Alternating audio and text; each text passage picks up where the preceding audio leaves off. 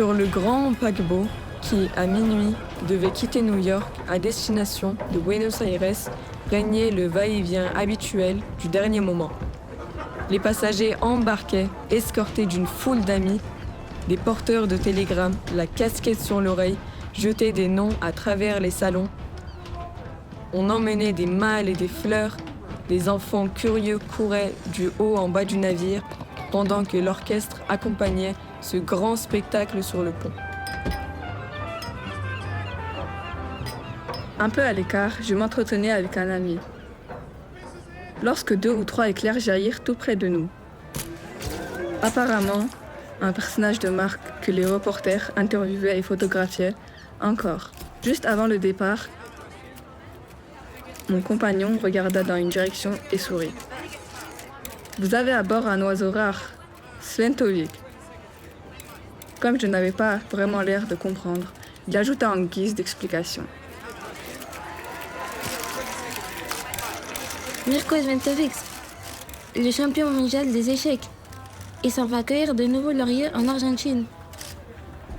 Je me souviens alors de ce jeune champion et de sa fulgurante carrière. Mon ami, qui lisait des journaux mieux que moi, compléta mes souvenirs d'une quantité d'anecdotes. Il y avait environ 1 an, Sventovic était devenu tout un coup légal, des maîtres les plus célèbres de l'échiquier. Depuis 1922, on n'avait vu personne d'aussi obscur attiré avec autant d'éclat l'attention du monde.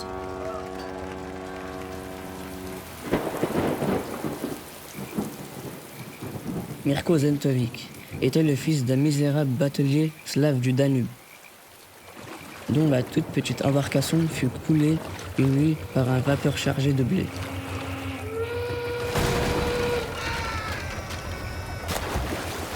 Son père mourut. L'enfant, qui avait alors 12 ans, fut recueilli par le curé de son village.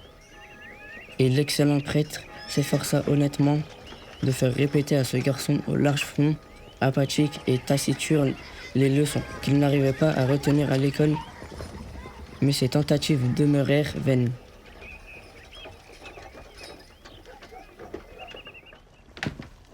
Mirko fixait d'un œil vide les caractères d'écriture qu'on lui avait déjà expliqués, 100 fois. Son cerveau était impuissant à assimiler les notions les plus élémentaires. À 14 ans, il s'aidait encore de ses doigts pour compter. Et quelques années après, il lisait un livre ou un journal qu'au prix des grands efforts.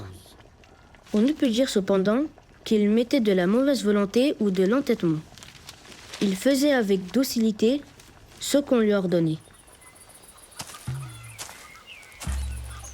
Il portait l'eau, fondait le bois, travaillait au champ, nettoyait la cuisine.